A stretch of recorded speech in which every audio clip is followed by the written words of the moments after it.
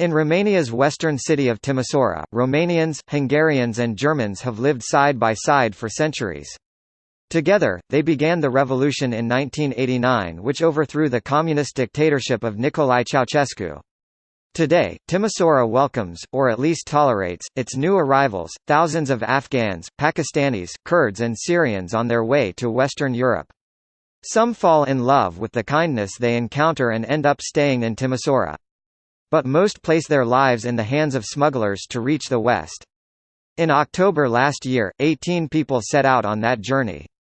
It cost the lives of both the smuggler and the young mother of twin girls, and left scars on many of the others.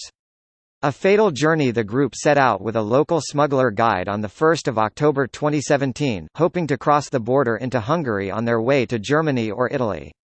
Some of them knew each other from Kurdistan. Others met in Timisoara or in the dark, whispering woods and followed each other over the border. For 2 nights they walked, resting during the day in fields of tall maize.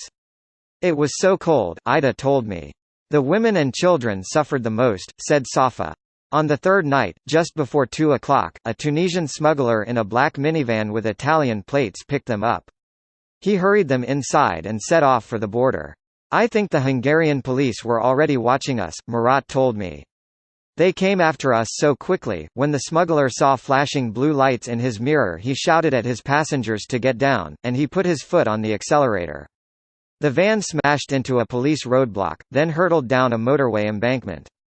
Baran, the mother of 9-year-old twins Hashim and Pasha, died on the spot.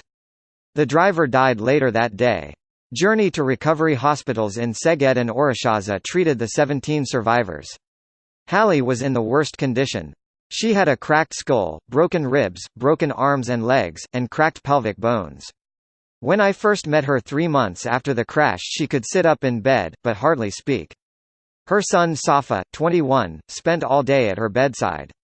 His father in Iraq and one of his brothers in Germany paid for all the medical expenses, as well as Safa's cheap accommodation near the hospital. By now the bill was already $10,000 £7,700, and the family's funds had dried up. Safa, like all the survivors, praised the excellent medical care given to them. Although the Hungarian government has passed laws criminalizing migrants and those who give them aid, the doctors have treated them like victims.